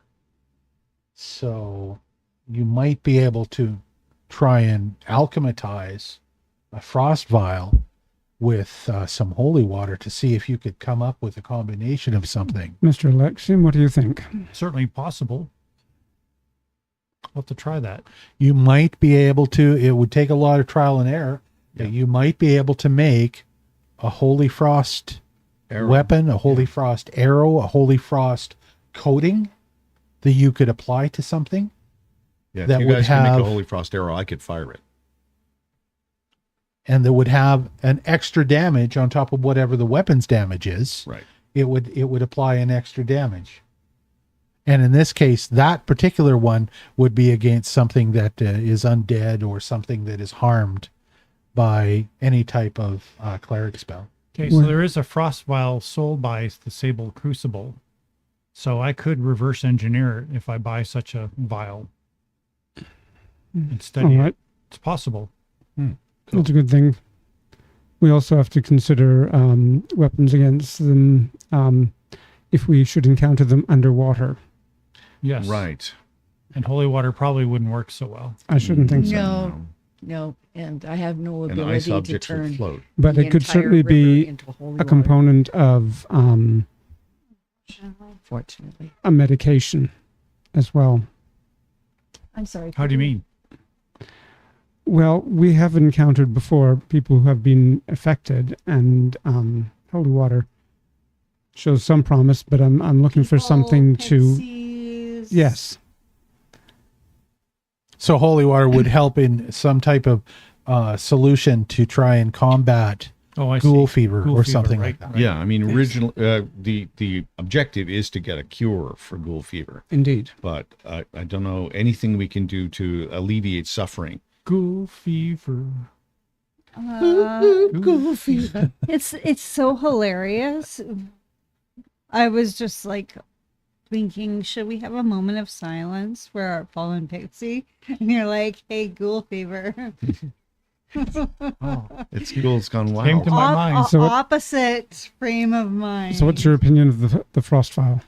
I think it's a good idea. Okay, Let's do it. sure. And Frostwell is going to cost you 10 gems per vial, and he has got 8 of them. Well, we'll probably buy a few for sure. Right. Because I'll Okay. probably wreck some. Let me know what you need and work out your money for it. Okay. And that kind of thing. What else could we use with this guy? I'm thinking in terms. Okay, so we have a disrupting. It gives you 1d6 positive damage to the undead. A disrupting rune. So that was my recommendation: is we buy some of those. You Yeah. can apply, disrupting runes to your weapons. Yes. Yep. So it's disrupting specifically. So there was a question brought up that we were hijacked on, and that question was about what you're going to do for strategies if you're going to end up in an underwater fight. Right. Because you are anticipating that the treasure is still underwater and it is still guarded, correct? I mean, we still have that shell of water breathing. So I was gonna say we have bubbles. yep, And we have melee weapons. melee weapons. Yeah. However you say it. I cannot use my firearms underwater. Do we still have any of the tridents, or are they all used up? The tridents did not come with us because they were too bulky. There's one trident. Okay. Thaddeus has one magical trident that is basically imbued to him because it works with him because of his merfolk heritage. And he has been learning to use it both to fire a thing at a distance. Hasn't done any close-up melee with it yet, though, I don't think. No, I haven't. I'm a little bit concerned about the lightning underwater. Yeah. In a medium which conducts electricity, it may not be effective, Yeah. But Or it would be effective, or be too effective. We just end up shocking everybody, and including ourselves. Okay, but I would point out that he got the lightning trident from the merfolk, who Right. would have been using it underwater. Yeah, and the thing about the electric eel is it has an electric field which it focuses the electricity discharge Okay, forward of itself. fair enough. So it's capable of focusing and using that energy in an area. Also, this weapon as a gift, they would have thought about how Right. he is ignorant about how to use it, and giving him the most basic Idiot proof. idiot-proof, foolproof. Here you go. Thaddeus There you go. proof. Thaddeus proof. Thaddeus proof. And also, I would like to say, for everyone who was against bringing tridents on board, I was all about it. Now we're stuck without tridents, so That's They true. got used up in Josephine battle. wanted the tridents. Yeah. no, they never got brought aboard. You're thinking about the spears. You guys found the tridents in the treasure room of the merfolk, the merking. Right. We were And- only Oh, right, allowed okay. to bring aboard so much bulk, and you guys are It like was too heavy. Yeah. tridents. And I was like, what are effing tridents? And now we are potentially faced with an underwater battle, and we are lacking tridents. So what could Josephine pick up in the city that she could use if it was an underwater battle? Well, if it was a spear of any sort, that would be useful. Like, Well- especially a silver spear. Would it though? Because I kind of suck at throwing spears. No, Well, you we- don't throw it. You're jabbing with So, it. I'd like to note that in our stash, we do have a 3-leaf tip barbed elven spear, which has magical properties That's which we money! haven't Okay, there you identified go. yet. How did it end up in the stash? I don't know, but That's it's where there. you wanted it to be carried. I mean, the Yeah, ultimate carried, weapon so- would be a glaive. And that is basically a spear with a bladed tip. Well, we do have a naval pike in there. Naval pike's very similar. If you want to get someone in the navel, that's the thing you use. Yeah. That's right. Belly button up to I the bar, poke boys. you in the baby butty. So it sounds like that elven spear is like perfectly up Josephine's alley for Okay. something for her to use in a melee situation underwater. I if I could browse it on my computer, I would. Which you said that it's not identified. Is that right? That is. Is it a currently the magical case. item? It is a pulled from the zombie mammoth in the burned out area in the Alban land. Magical properties not yet identified. But I'm a level 7 wizard now. I should be able to start identifying this kind of stuff. Okay, this is in your stash It is. because like I need to open it up because I have no idea what the magical properties of this thing are. Where is it? It is plus 3d6 undead. Why not? Eh? Plus D3D, yeah, whatever. Yeah, right. What's it called? So I can. It's called an elven spear, 3-leaf tip that's under weapons and shields. Consumables, equipment, It's at the very top. weapons and shields.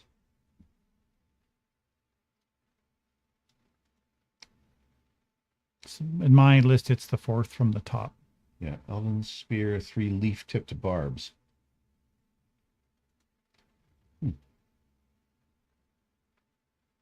I never liked barb.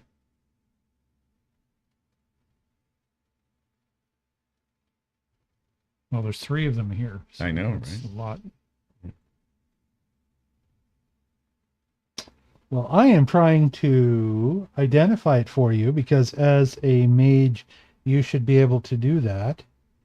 I think that this is going to be on the to-do list for next game Okay. so that you know what the hell it is. Okay, so I'm going to look into that to find out because we need to know if it's something useful to Josephine or not. Because it looks pretty promising to me, but I gotta mess around with the stuff behind the See, I spears can made use out of. the tomahawk and the bowie knife underwater with no issues, right? So those should be. I mean, like, I feel like my whip would be like slow moving in water. Yeah. And my whip is my go-to, besides my pew-pews, which also underwater, no good. Other than that, I only have knives just for Functional reasons. functional, exactly, just Yeah. just for like camping gear, basically. We have an item called a projectile launcher in our stash. And I don't quite remember what that does. Is it like a crossbow? That sounds You got that projectile launcher. Remember when you were fighting the Dwergar and you came up against that Morlock? He shot that projectile launcher at Percy, remember? And it basically shoots a grenade. Is basically what it shoots. Oh, Interesting. Or some other kind of load that would be of the size of a very small cannonball. Oh, I like an wonder if that would alchemist's work fire? underwater, yeah. Like an alchemist fire, yes. But You could isn't- probably adapt it for that. Isn't alchemist fire a small ceramic container containing the fire and it needs to be lit? No, it implodes on impact. Implodes Explodes on impact. But excuse me. I'm just wondering about the mechanics of it being underwater. Yeah, Would it- so would it you be basically can consider it a grenade launcher. The thing about it is that it's spring loaded. effective? Okay. It does not actually use like some type of charge like gunpowder, that kind of Okay. thing. so underwater, what would be its distance of attack? Like 20 feet? If you loaded it with a spear and you fired it, you could probably get it to fire 40 feet at least, maybe 50. It would depend on the not aerodynamic, but water dynamic, Hydrodynamics. Yeah. hydrodynamic properties of Sure. the projectile you fired out of it. So a piercing projectile would be obviously the way to go. Yes. Yeah. Okay. So that because could it's be basically a tube. It's about this long, right? It's about a tube about this long, and it's got a whole series of metal coiled springs that fire whatever is put into it. It's got a winder on the side that winds it back. okay. Well, we have some bolts that we could shoot with that. Yeah. I also have a crossbow that would work I don't know underwater. if crossbows would work as well underwater, but I guess they could. Yeah, Yeah, they should. I don't see why not. There's very little surface area. I'm just Spear guns are I'm wondering basically about crossbows. Yeah, they are basic crossbows with a long piece of tubing that Yes. propels the central spear out. Well, what is this? I might be able to with my computer now, but I do want to say that I'm not completely without anything when it comes to barefisting because I have my knuckle dusters and my stomp stomp boots. Yes. So yes, I can make a lot of noise using my hands and You my could throw some feet. hands. Mm-hmm. Yep. As the Okay, children say. so you have 4 hours left. What do you wish to do now? It's probably going to take you 25 minutes to get back to the docks. Okay. Do we want to, I keep going back to food, but do we want to maybe eat something and make sure that we've got some supplies to take with us food wise? Because we don't know if he's providing stuff Yes. or not. Yep. Yeah. Marketplace. Not trying to be Marketplace. practical here. or Yep. anything. Well, will you guys go off for food? Perhaps I'll hang out at the stable or the Sable Crucible, and I'd like to ask him if he's got some recipes, alchemist recipes for ammunition that I could craft. As I you guess- You said My- stable, and I just wanted to go pet ponies all of a sudden. Yeah, I understand it. You just want to it's go to actually the Sable Pony Club. Crucible. I guess Stable. the other thing is that is there anywhere that has cleric types of items or You find that here, no, not on this city of Aeridu, there isn't. Mhm. There isn't much representation for either side of the death cult realm or any holy places. I'm staying with Mr. Alexium just so he's not alone in that area. Okay, so you guys are staying there. Are the others of you that's a really good going plan. to We don't eat want then back anybody at the going off market? on their own. Yeah, I'll go with these two, and we'll go to the market. Is that good? Would you come with us, or do you want to? I mean, I got there, so it really doesn't matter where you guys go. Yeah. To be fair. Well, famous last words. So be with either one of us. Oh yeah, I'll tag along. Sorry, which one had more gunpowder? Which way? Gunpowder you're going to find probably in the Dwarven district. Okay, I'll go that way. Okay. Well, let's take her. I guess to we're the going to door. get some snacks. Let's go get the snackage. Okay, so 3 of you go off to try and find supplies and some food at the market. Yeah, and we're taking her to the dwarven area. I mean, I don't. Well, it's on the have way. to, I just love to have a. The Dwarven way, supply. the Dwarven district is on your way back to the shipyard. Okay. Yeah. Okay. So we can go and get close to the supplies and then go to the dwarven area from there, and then. And these guys can catch up to you. And Yeah. On the 'cause, way to the I mean, shipyard. basically what we want is some hardtack, some dry fish, some, basic provisions, dry goods. okay, so let's start with you three. You three make it to the market and you have no problem, besides finding fresh hot food there, also being able to make a deal for some traveling food, because this is a regular thing that's provided to all of the ships all of the time that come into the area. So you're able to find yourselves another 10 days rations. That's about all you can carry. So you've got 20 days rations for the 5 of you. Okay. You have no problem with that. And in this case, that's exactly what it is. Some of it's fish, some of it is game meat, some of it is hardtack, that kind of thing. A lot of the meat is dried or it's salted. You prefer the dried because it doesn't weigh as much as the salted stuff in barrels. For these two that stay back at the Sable Crucible and talk to Draven Vex about the possibility of some recipes and stuff like that, he thinks about it and looks through what he's got and doesn't think that he's got anything that's going to be that useful to you as far as a recipe goes, but he thinks the Dawnflower Library might have a section of scrolls that might apply to what you need. Dawnflower Library. Yeah. And that's what he recommends to you. You guys stopped by and had a quick look at the Dawnflower Library, but you didn't stay very long to look at it. I gotta find it now. Like, we only have a few hours before we need to go To the ship. Yeah. By the time you guys at the market have settled your getting your supplies and eating and stuff like that, you have 2 hours left. So it is now 10 p.m. All right. And you are waiting for these guys to catch up to you. When you get to the dwarven area, you find that most of the shops are closing because it's 10 p.m. There's still food and inns open, but even as these guys get to the Dawnflower Library, they don't find anybody there and they find the door locked. I'm going to send Bear to go pinch everyone's bum.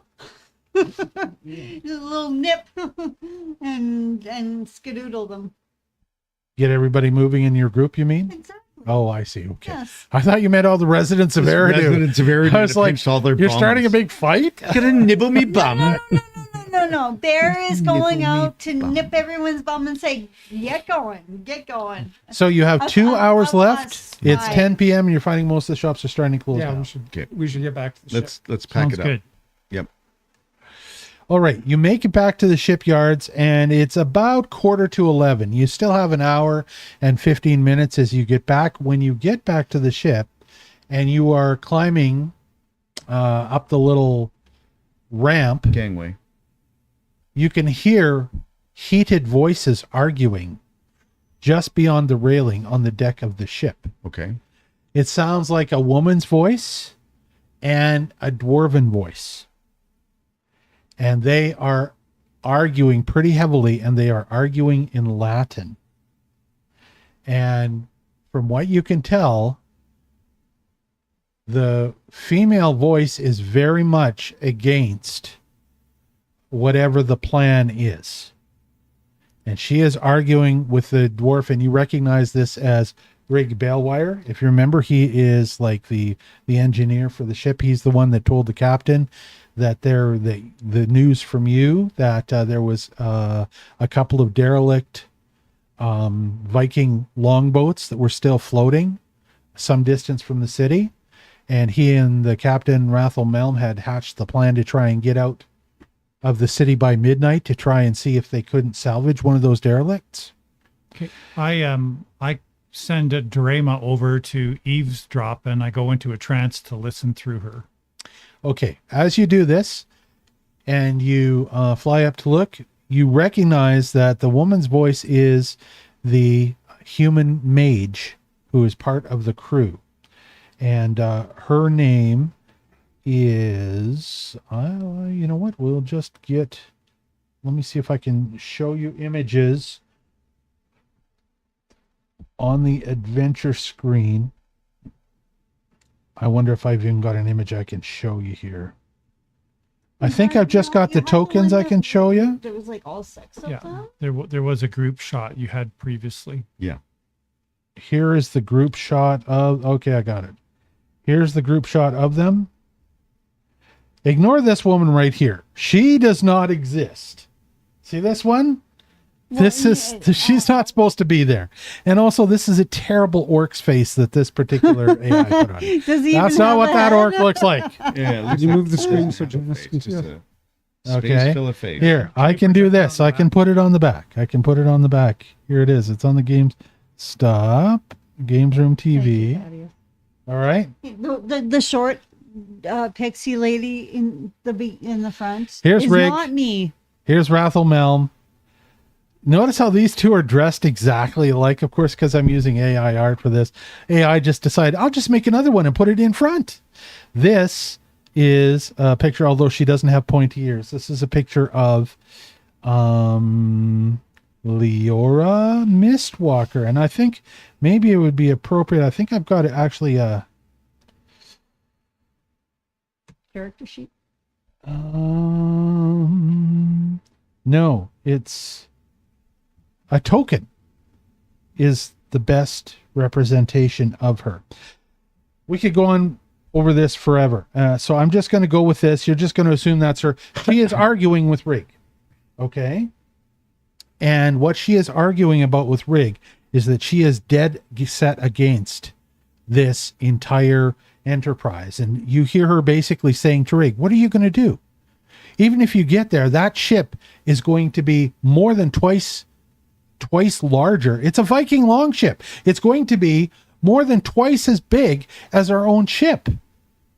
The Ilmare is built for speed, not for power. We're going to be towing that thing, and it is going to be like an iceberg. We will be sitting ducks. And that's assuming that we can get to it and we can tow it far enough away that the Anua galleons that are looking for it don't find us. Because you know that for sure, it is almost positive that the engine that is in that Viking logship used to be an Anua engine from an Anua galley that they took apart. They captured, they took it apart, and they refashioned it as a Viking longship. They are going to claim that engine no matter what kind of claim Rathel thinks that he can make about salvage. They will say that that is a former Anua engine, which it is, and they will take it back. So how are you even going to do this? Where are you going to take it to try and sell it? And then you hear Rig's little voice saying, we're going to take it to the Vanir. Look, we know they are dead west of us. All we got to do is catch it and get far enough away. Why do you think we're leaving at midnight? We're hoping that this is going to give us 6 solid hours of darkness to get to the ship and start towing it west. So Leora says to him, where is it? Rig says to her, as far as I know, it is almost exactly due west of us. All we've got to do is get a heading from them Wylders, what's coming with us, and then we should be able to get on with it. We don't have to be that far out to see it, and then we should be able to hook onto it just within a few moments' time and start pulling it west. And Leora says, and you think that this little ship that we have always relied on for the speed is powerful enough to tow it? And Rig says, well, no, not when you start out. It's going to be slow going, but the more speed we gain, the more momentum, the faster we'll be able to get. If we can get up to full speed without anybody bothering us, hopefully we'll be moving so fast that nothing will be able to catch us. And that's the end of the conversation. You hear them moving away now as they're starting to head towards the crew quarters and arguing about it as they go. Okay, I relay this, what I've heard, to my associates. Well, what I wonder about is, can you slave ships together? Can you have somebody on one ship telling it which direction to go, manning the sails, or do you need a vast crew for that ship that's being towed? Because if you were on that ship setting the sails in the correct direction, you wouldn't have to tow it so much as just simply guide it in the right direction. Well, I think the challenge is it's disabled because we broke it. Well, yeah, we broke it. Did we break the main sail? We sure did. Oh, yes, of course. Okay. That's why it's disabled. All right, fine. It has no mast. It has no mast. Okay. So you've overheard all of this argument while you're just below the railing to climb onto the ship, the Ilmare, the Sky Cutter. What do you wish to do now? Well, I'm thinking that if we go along with towing the ship, we can also just cut it free if we see any pursuit. Right? I mean, are we going to object and risk not having a berth? Well, the best I can do is cast an illusionary object like a cloud or something around it, but it's a 20-foot burst, so it's not very big. How long are these ships? It's a Viking longship, so it's got to be a good 200 feet in length. Oh, yeah, I can't cover that. whereas the Ilmare itself is 100 feet in length. Right. Okay, well, I guess the question would be, can they just take the engine out of it and just haul that away? That'd be a question to ask Rig or one of the other Dwarven Smiths or Elven Put Smiths. that to him. Yeah. Yeah. But we have to phrase it in such a way as that we didn't know that they were talking, because we don't No. want to, show that we're Well, Badinskis. we were the ones who introduced the idea that the ship was there, so we know that they're going to respond to that. And so we've been thinking about it further, and we're wondering if Sure. it's going to be a difficulty to tow the ship, maybe we should just reduce it down to just the engine and tow the engine. the valuable part. Yeah, That's a good suggestion. there you go. I like it. All right, let's propose that to the captain. Okay, so you go up onto the ship, and who are you going to talk to? Somebody going to your berth? You wanna What do you propose want to it, do? or- Yeah, you have the charisma, Thaddeus. Thaddeus, you're the charisma man. You already got the mermaid in your pocket. And No, you that speak that Latin. wasn't my doing. So who do you want to approach? Probably the captain. All right, so you go up and you check in with the captain to let him know that you're aboard. He is now in conversation with Rig himself, and Rig has been conveying to him Leora's concerns about stuff. And he is explaining to the captain in detail his plan if you can get enough speed up, that you should hopefully with both ships be moving. You're not going to be able to do anything but go almost straight ahead. You're not going to be able to maneuver to the right or the left, because that ship is going to be like a great big anchor behind you, swinging your back end around. But if you can get enough straight ahead speed and there's nothing in front of you, nothing from behind should be able to catch you. Well, the question is kind of consistent with what we were discussing there. What's to stop us from putting the core of the ship on one of the rowboats, the longboats or escape boats, and covering that with a cloud, small enough to cover with a cloud, Yeah, and dragging that behind us? I don't have very much, 10 minutes, but that's sure. Okay. Can I steal 15 seconds of your time just to say good night to our good friend, the Pink Captain, because he said, all right, I got an early day tomorrow. Good night, Wylders. May your dice roll a natural 20. Thanks, Silva. Good night. Thank you. Thank you. Good night, Good Silva. night. Okay, so Sorry for interrupting. Thaddeus starts to relay some of your With ideas my very best charm. to Rathel. Rathel listens to him for a moment and goes, Rig, would you explain them to this? I'm going to get the last final preparations done. And Rathel walks away. He doesn't want to be rude, but he's got it. You guys are leaving right away. And so he says to Rig, could you explain that to us? Rig looks at you with a funny look on his face and goes, Finn! And he yells for Finn. And this little gnome comes up, and Rig talks very quickly to Finn and then walks away. And Finn's just looking with like a stunned look on his face because he's been suddenly handed, he's obviously the third runger, and he's been saddled with supervising the outlanders that are now on the ship. And so he comes up and he looks at Thaddeus and says, what was your question again? Blinking his eyes, blink, blink, blink. Well, we were wondering, there is a lot of concern towing such a large vessel. And would it be more expeditious to simply take the engine itself? So Finn looks at you for a moment, and realizing that you don't have a lot of experience with floating ships, 0. he says, well, you see, you have to understand the engine and the amount of anchorite below the aerolite cluster is balanced against the weight of all of that light beam the ship is made with. If you remove a bunch of the light beam, you're going to lose the aerolite cluster and the anchorite, because it's just going to start to rise and you're not going to be able to control it. Well, if you put more ballast in it. Well, that's what he says. He says the light beam is the ballast. The reason that these things are made in a dry dock is so that they're perfectly balanced to not be too low in the air or too high in the air. So the problem you have is you cannot just extract an engine from an existing ship. Now, if that engine falls out, that engine plummets to the ground or drops a few hundred feet and then finds stability, something like that, you might be able to tackle it and salvage it that way. But if it is still intact inside, in this case, an Aesir giant longboat, you need somebody to take that apart for you, and that means that you need a dry dock. And he says the captain's not planning to do that anyways.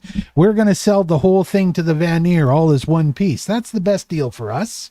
That's the most thing. That thing's going to go for damn near 1 million gems if we can get it. Okay. Thank you very much for your The cluster enlightenment. in that ship is the cluster for an Inuit giant galleon or a Viking giant galleon. It is too wieldy for anybody but one of the giants to deal with. Okay. So we will assist Excellent in point. whatever we can to help you retrieve the ship. And we will assist in whatever way to try and conceal it if you need that. All right, he says. I'll let you know. We'll see what the captain thinks. I have one other question, if I can, that I'll put through to the little gnome in regards to doing a temporary repair on a makeshift mast that would give us at least some mobility. Okay, so as you ask this of Finn looks at you and says, "Don't worry about that. Leora is going to take care of that part. She is a mist weaver. She'll take care of that part of getting that ship moving to begin with. Okay. That's why she's so pissed off about this, because this whole thing means a lot of work for her. Okay. Love arrest. We won't be trying to build a mast again. It's a mast on a giant ship, and there's a maybe with your help we might do something, but we're never going to get this huge giant mast up and rig a sail to it. We don't have the crew for it. We're not a big enough crew and size to do it. But Leora, she's going to get the ship moving, and that's going to help a little bit. And she'll use magic to do it because that's her specialty. Thank you. Now, you've got about 10 minutes left to finish stowing your gear, and we are sneaking out of here quick and quiet. Let's stow our gear. Let's stow the gear. Yep. And then all of a sudden you hear the command come down for all lights off.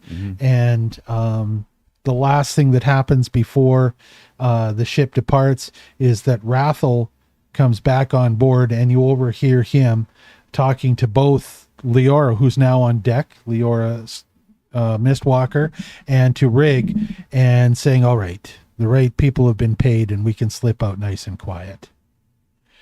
And so in absolute pitch darkness, the Ilmare, the Skycutter Ilmare, suddenly rises up out of its cradle in the shipyard and slowly begins to drift west out of the shipyards and away from the city of Aeridu. Everything is absolutely dark. Everything is quiet. And as you stand on the deck, on the railing, and as you watch, you see eventually the lights of Aeridu slide by and start to fall behind you and start to diminish as you're getting further and further away. And the ship is picking up more and more speed. And that's 10 after 9 p.m. So I'm going to call it there for tonight. And we are going to pick up with what the Ilmare is doing next week. Speaking of games, assuming that I continue to recover as well as I have been as far as my back goes, and everybody else is open to it, we can play next Wednesday night if you guys are up for it. Yep. Is everybody good for that? It's all good as far as I know. Okay. All right. We're going to shoot And for we that. can We'll shoot confirm for that next when we Wednesday. know what my flight time is. Yeah. There's going to be an issue. We're not going to give final confirmation until I know what time Jan's flying in from Regina, and I've got to go down to the airport to pick her up. Okay. Or get one of you guys to pick me up and bring me up on the way. All right. Well, we'll figure it out. So for everybody that's watching our videos, thank you very much. Thank you, Thanks, guys. guys. Thank you. Thanks And for we will be joining back in a us. week's Thank you, time guys. with our live episode number 37. This was episode number 36 of our live episodes. Look at us. You can find us on the live tab on our YouTube channel, not the videos tab, the live tab, because we do live streams now instead of all of our recorded videos we did at the beginning. And next time, bring a friend. That's right. Next time, bring a fan. Thank you. And everyone have a great night. Thanks for watching. Thank you. Thanks, Dave. Thank you. Yay.